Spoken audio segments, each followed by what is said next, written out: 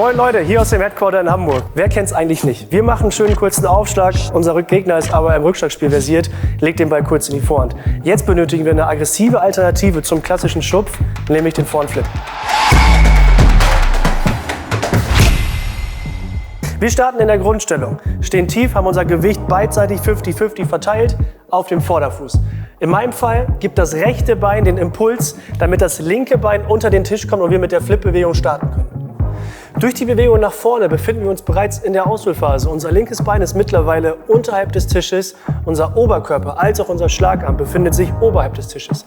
Bei der Ausführung der Bewegung seht ihr ganz genau, das linke Bein, der Schlagarm als auch der Oberkörper gehen zeitgleich nach vorne. Der Balltreffpunkt ist im goldenen Dreieck schräg und vor dem Körper.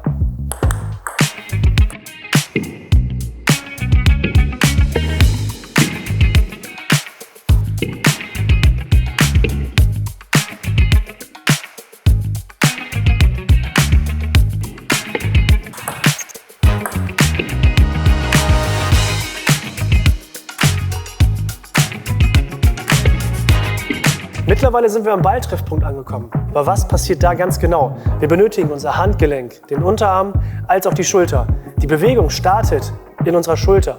Stellt euch vor, ihr möchtet jemanden anrempeln und drückt eure Schulter nach vorne.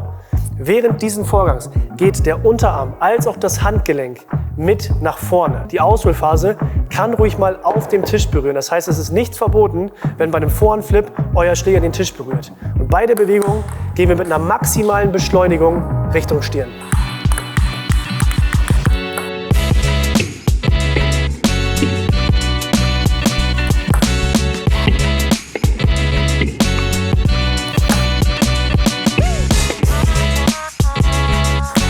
Beim Vorhandflip sind wir sehr, sehr davon abhängig, was für einen Schnitt wir von unserem Gegner bekommen. Denn kriegen wir zum Beispiel einen Aufschlag mit wenig Schnitt, geht unsere Bewegung mehr von hinten nach vorne durch, wie wir es zum Beispiel hier sehen können, und dann mit viel Druck. Wenn wir einen Aufschlag bekommen oder einen Rückschlag, wo viel Rotation, viel Unterschnitt drin ist, benötigen wir deutlich mehr Handgelenkeinsatz. Das heißt, da geht die Bewegung eher von unten nach oben, wie so ein leichter Topspin, dass wir den Schnitt von unserem Gegner mitnehmen können und den Ball wie so einen kleinen Topspin rüberspielen. Bei beiden Varianten, die ich gerade gezeigt habe, einmal die Variation auf viel Rotation, tendenziell auch eher Unterschnitt, oder auch auf weniger Rotation oder auch ohne Schnitt, ist es wichtig, dass beide Balltreffpunkte am höchsten Punkt durchgespielt werden, denn höchster Punkt hat Gold im Mund.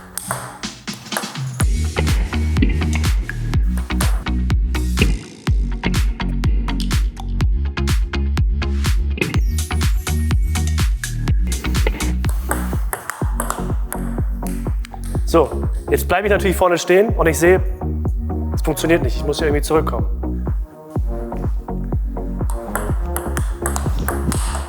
Das haben wir jetzt einmal in schnell gesehen, aber wie genau funktioniert diese Bewegung?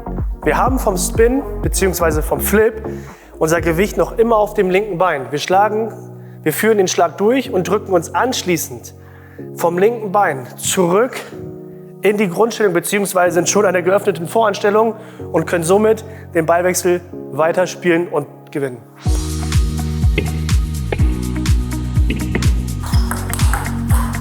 Die gesamten Bewegungsabläufe, die ich euch jetzt gerade geschildert habe, das ist eine flüssige Vorhand-Flip-Bewegung. Wir starten in der Grundstellung, haben unser Gewicht auf dem Vorderbein. Rechtes Bein gibt den Impuls, links geht unter den Tisch, Schulterrempler, Unterarm, Handgelenkseinsatz zur Stirn.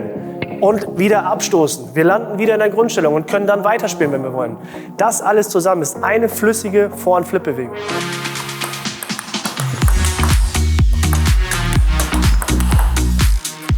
Eine Frage müssen wir uns aber noch stellen. Und zwar, wann flippe ich oder wann sollte ich doch besser nochmal zum Schupf greifen? Ich würde das Ganze in 3 Säulen nämlich aufteilen. Säule Nummer 1, für mich die wichtigste.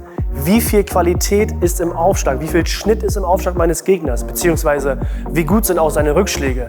Das kann man immer, beziehungsweise das findet man immer sehr, sehr schnell zu Beginn des Spiels raus, indem man einfach mal so ein bisschen testet und auch sofort natürlich das Gefühl dafür entwickeln kann, wie stark ist mein Gegner oder halt auch nicht.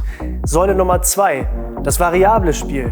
Einfach mal probieren und zu sagen, ich bin jetzt mal dabei, ich kann zwar 10-mal den Ball hin und her schupfen, aber wir möchten ja zum Sieg, wir möchten den Punkt gewinnen. Jetzt starten wir nämlich mal mit dem Flip um den Gegner ein bisschen zu verwirren? Oder Säule Nummer 3 von mir, leider zu oft, aber auch wirklich gerne mal genutzt, das Thema Risiko. Sich vor dem Schlag schon mal vornehmen, dass man sagt, okay, ich gehe jetzt davon aus, mein Gegner möchte mir jetzt den Ball kurz legen. Wir machen uns schon einen kleinen Tick vorher auf den Weg und versuchen dann mit maximalem Tempo und wahrscheinlich oder vielleicht auch maximalem Risiko den Ball direkt zu versenken und uns den Punkt zu holen.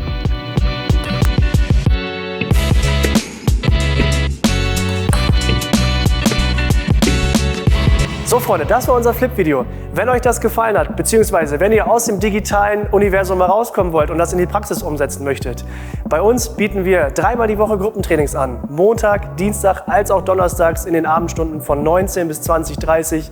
Einzeltrainings bei Simon oder bei mir, auch am Wochenende natürlich. Kommentiert gerne, was für ein neues Video ihr sehen möchtet, beziehungsweise was ihr euch gerne nochmal von uns erklären lassen möchtet.